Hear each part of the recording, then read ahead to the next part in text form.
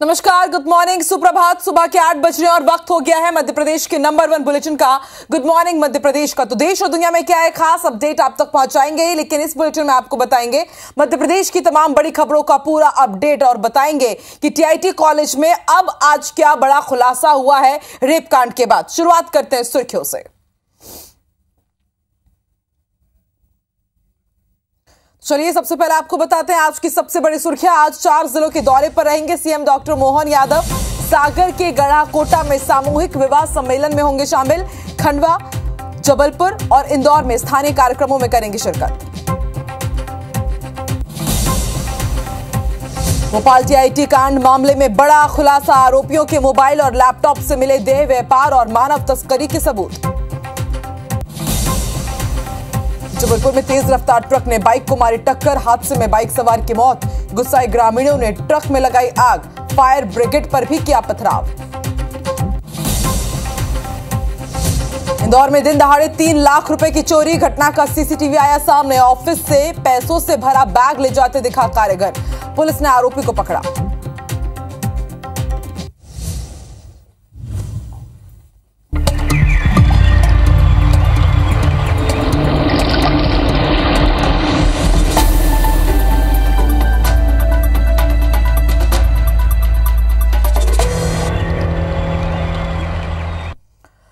भोपाल से big breaking आपको बता दें, टीआईटी कॉलेज छात्राओं के साथ शोषण मामले में बड़ा खुलासा हुआ है। देह व्यापार और मानव तस्करी के भी सबूत मिले हैं। पकड़े गए आरोपियों के पास से मोबाइल और लैपटॉप से कुछ बड़े सबूत मिले हैं। फरहान और साहिल के खिलाफ अब जांच होगी। मामले में एक आरोपी हामिद की आत्महत्या पर भी जांच होनी है। हामिद बिहार का रहने वाला बताया जा रहा है, जो आरोपियों का मददगार था।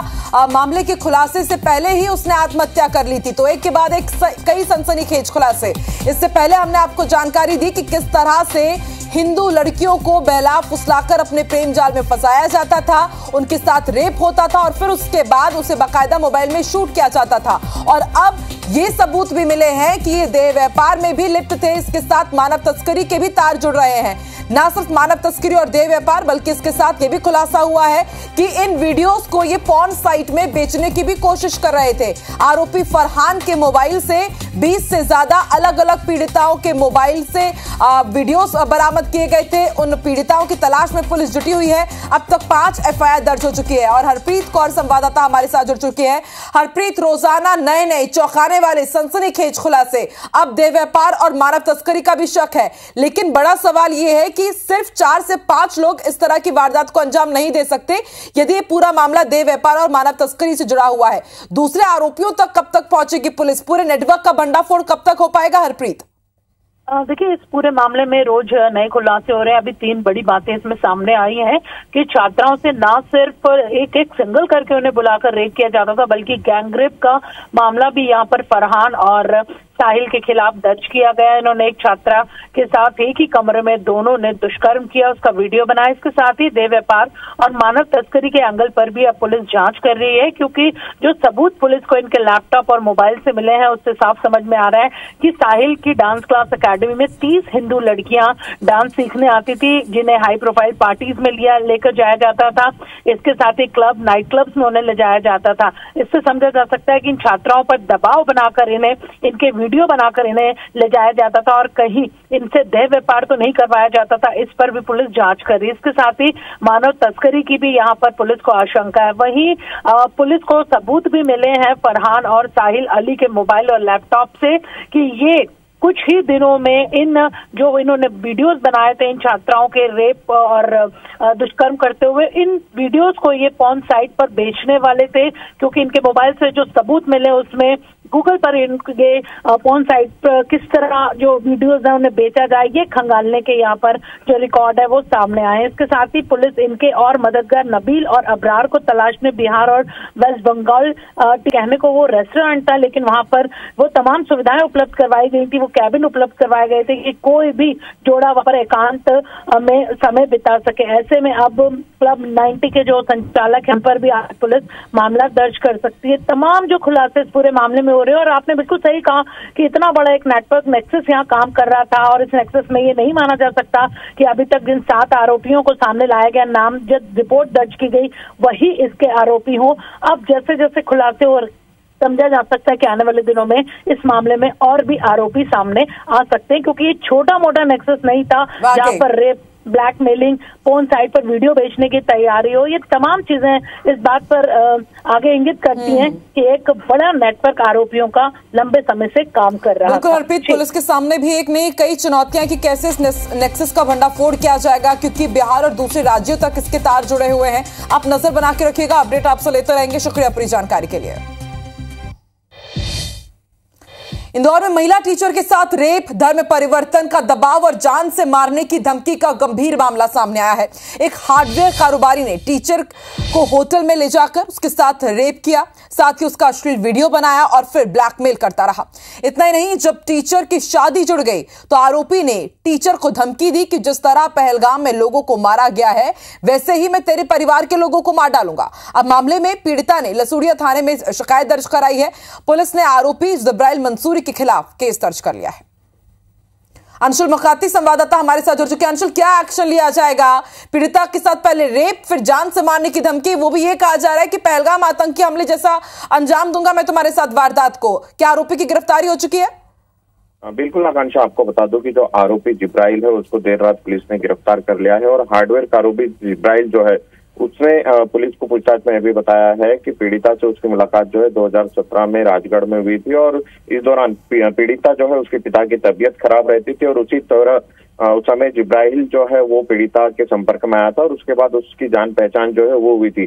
सबसे बड़ी बात यह है कि जिब्राइल ने पीड़िता को शुरू से ये कहा था कि वो उसकी बहन जैसी है और इसके बाद कई बार उसने जो है उससे दोस्ती की, उससे मिला जुला और उसके बाद पीड़िता के साथ जबरदस्ती भी की गई, पीड़िता के साथ रेप किया गया और उसके बाद उसका एक वीडियो जो है वो उसने बनाया और उसी वीडियो को वायरल करने की धमकी देकर के उसने धर्मांतरण करने का दबाव जो है उस पर बनाया। जब जो पीड़िता है उसने मना कर दिया तो आरोपी ने यह भी धमकी दी कि जैसे पहलगाम में लोगों को मारा गया है वैसे ही मैं तुम्हें भी मारूंगा यदि तुम अपना धर्म नहीं बदलती हो।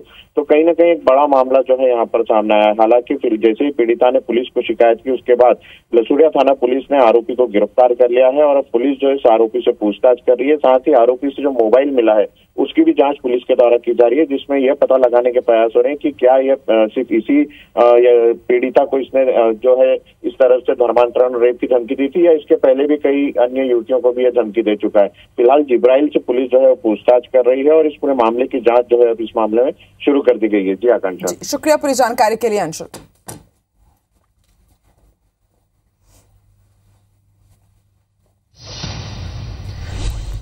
मंदसौर में 7 साल की बच्ची से छेड़छाड़ का मामला सामने आया है। बच्ची के परिजन ने थाना प्रभारी पर समझौते के लिए दबाव बनाने के भी आरोप लगाए हैं और कार्रवाई की मांग को लेकर परिवार के साथ श्यामगढ़ चौराहे पर धरने पर बैठ गए। वहीं पीड़ित बच्ची के परिजन के आरोपों पर टीआई ने सफाई दी। उनका कहना है कि हमने नाबालिग आरोपी पर कार्रवाई कर उसे संप्रेषण गृह भेजा है। मध्य प्रदेश कांग्रेस ने इस मामले में सोशल मीडिया साइट एक्स पर कानून व्यवस्था पर सवाल उठाए हैं। हमारी गुड़िया के साथ छेड़छाड़ का मामला हुआ था जिसके लिए हम आवेदन देकर आए थे टीआई को। तो टीआई का कहना है कि आपस में समझौता करें। टेंट वालों को बस धमकाया गया है कि टेंट ना लगाया जाए, इसलिए हम खड़ी धूप में बैठे। सर मैं चाहती हूँ कि टीआई के ऊपर कार्रवाई हो, सख्त से सख्त उनका ट्रांसफर लेटर दिया जाए। मामले में पुलिस के द्वारा तत्काल जो भी वैधानिक कार्रवाई की गई थी। महिला संबंधी मामलों में पुलिस मुख्यालय के निर्देश अनुसार और जो भी नवीन कानून है उनके अनुसार तत्काल कार्रवाई करने का उल्लेख है, उसके हिसाब से हमारे द्वारा तत्काल कार्रवाई की गई थी। और जबलपुर में सड़क हादसा हुआ है। तेज रफ्तार ट्रक ने बाइक को टक्कर मार दी और हादसे में बाइक सवार की मौत हो गई। इसके बाद आक्रोशित ग्रामीणों ने ट्रक को आग के हवाले कर दिया और आग बुझाने के लिए जो फायर ब्रिगेड की टीम पहुंची उस पर भी पथराव कर दिया गया, जिसमें कर्मचारी का सर फूट गया है। गंभीर रूप से वो घायल हुए हैं, उन्हें जबलपुर रेफर किया गया है। जबलपुर दमोह जिले की सीमा की यह घटना है।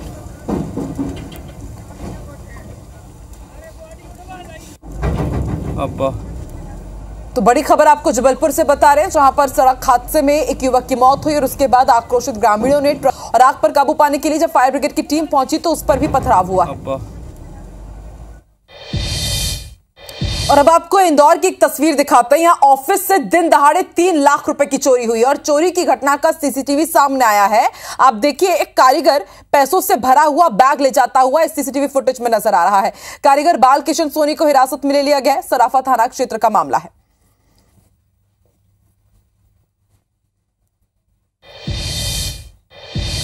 जबलपुर जिले के वेयर हाउस संचालक इन दिनों गंभीर आर्थिक संकट से जूझ रहे हैं क्योंकि साल 2021-22 से उनका भुगतान ही नहीं हुआ है। परेशान वेयर हाउस संचालक जिला प्रशासन के सामने किराए के भुगतान कराने की मांग कर रहे हैं।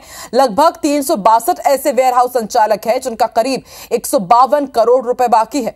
मामले में Madhya Pradesh where housing corporation के रीजनल मैनेजर संतोष सोलंकी के मुताबिक नागरिक आपूर्ति निगम ने कुछ भुगतान किया है, लेकिन मध्य प्रदेश राज्य विपणन संघ द्वारा लगभग 152 करोड़ रुपए का भुगतान अब भी बचा है और इस कारण वेयर हाउस संचालक लगातार परेशान हो रहे हैं।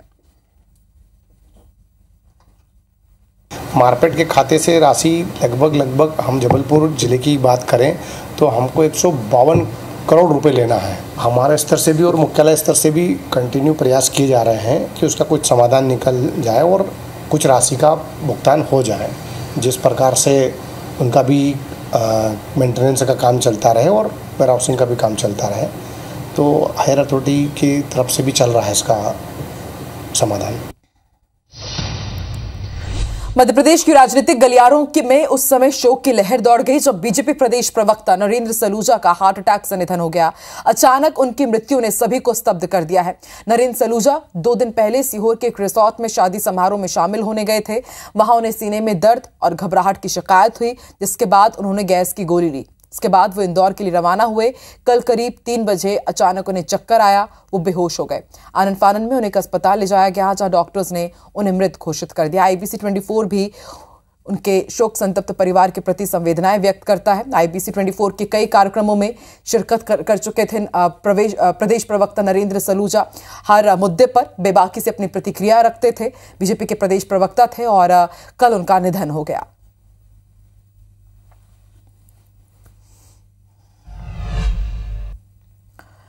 और बिग ब्रेकिंग अब आपको इंदौर से बता दें, IBC 24 की खबर पर मुहर लगी है। ट्रैफिक सिग्नल पर लगे हुए शेड्स धराशायी हो गए। कल देर शाम आंधी में धराशायी हुए। 17 अप्रैल को IBC 24 ने इसकी मजबूती पर सवाल खड़े किए थे और कल देखिए एक बार आंधी आई और निगम की लापरवाही की पोल खुल गई। देर रात निगम कर्मचारियों ने इसे हटाया है। देखिए हटाया, जो स्ट्रक्चर गिर गया था उसे हटाने की कार्रवाई देर रात की गई। तो IBC 24 ने 17 अप्रैल को ही इसकी मजबूती पर सवाल खड़े किए थे कि यदि थोड़ा सा भी आंधी तूफान आता है तो किस तरह से ये स्ट्रक्चर धराशायी हो सकता है और इसका खामियाजा जनता को भुगतना पड़ेगा, बड़ा हादसा भी हो सकता है। और आप देखिए पहली ही आंधी तूफान में किस तरह से ये पूरा जो स्ट्रक्चर खड़ा किया गया था लोगों को धूप से बचाने के लिए, शेड यहां पर लगाए गए थे, वो टूट कर गिर गए। इससे आप अंदाजा लगा सकते हैं कि किस तरह की क्वालिटी का ये शेड यहां पर नगर निगम ने लगाया था।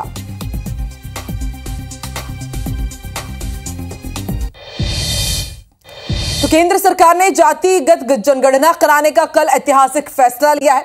मध्य प्रदेश के CM डॉक्टर मोहन यादव ने इसे ऐतिहासिक और अब तक का सबसे बड़ा फैसला बताया। सुनिए उनकी प्रतिक्रिया। यशस्वी प्रधानमंत्री श्रीमान नरेंद्र मोदी जी द्वारा जनगणना के न केवल घोषणा करना बल्कि जनगणना में जातिगत जनगणना के निर्णय का परिपालन कराना, ये आज़ादी के बाद किसी भी देश के प्रधानमंत्री का सबसे बड़ा निर्णय है। मोदी सरकार की जातिगत जनगणना कराए जाने के फैसले को केंद्रीय कृषि मंत्री शिवराज सिंह चौहान कैसे देख रहे हैं वो भी आपको सुनवाते हैं।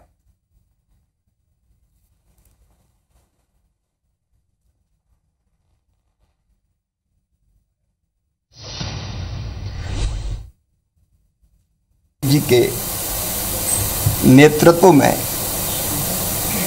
राजनीतिक विषयों की कैबिनेट की समिति ने ये फैसला किया है कि अब जनगणना के साथ जातियों की गणना भी होगी। ये फैसला ऐतिहासिक है। मैं प्रधानमंत्री श्रीमान नरेंद्र मोदी जी का हृदय से अभिनंदन करता हूं। मैं श्री राहुल गांधी जी से पूछना चाहता हूं, वर्षों तक कांग्रेस की सरकारें रही इस देश में, इतने सालों तक जातिगत जनगणना क्यों नहीं हुई? और जातिगत जनगणना को लेकर मध्य प्रदेश के बीजेपी प्रदेश अध्यक्ष वीडी शर्मा का भी बयान सामने आया है। वो क्या कह रहे हैं ये भी आपको सुनाते हैं।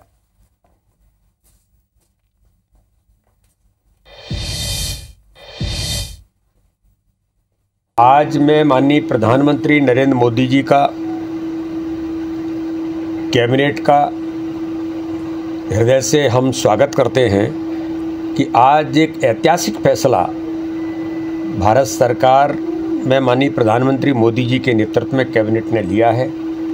कांग्रेस तो केवल झूठ और छल कपट की राजनीति करती है। जातिगत जनगणना का भी कांग्रेस ने हमेशा विरोध किया है। मोदी सरकार अगली जनगणना के साथ जातीय आधार पर लोगों की गणना भी करेगी। ऐसे में जातिगत जनगणना की आवाज बुलंद करने वाली ओबीसी महासभा बेहद खुश है। ग्वालियर में ओबीसी महासभा के राष्ट्रीय कोर कमेटी सदस्य धर्मेंद्र सिंह कुशवाहा का कहना है कि इस मांग को लेकर सत्ता पक्ष और विपक्ष के नेताओं से वो मिले थे, साथ ही बड़े आंदोलन भी किए और आज ये खुशी की बात है। देखिए, जिस प्रकार से ओबीसी महासभा ने लगातार जाति गणना के लिए आंदोलन किए और हर मांग को जाति गणना पहली भूमिका में इस मांग को रखा था, और आज जो आज केंद्र की सरकार ने जो आज एक ऐतिहासिक फैसला लिया है, ये पूर्ण रूप से ओबीसी महासभा और उनके ओबीसी के संगठनों ने उस ऐतिहासिक फैसले का स्वागत किया है।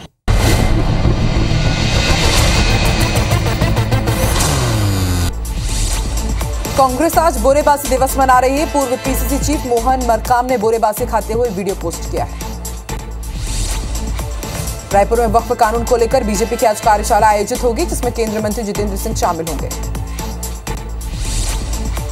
छत्तीसगढ़ क्रिश्चियन फोरम के प्रमुख अरुण पन्नालाल पर एफआईआर दर्ज हुई। सोशल मीडिया में गलत कंटेंट वायरल को लेकर एफआईआर दर्ज कराई गई। रायपुर में तेज रफ्तार पुलिस वाहन पेड़ से टकरा गया, टायर फटने के कारण हादसा हुआ।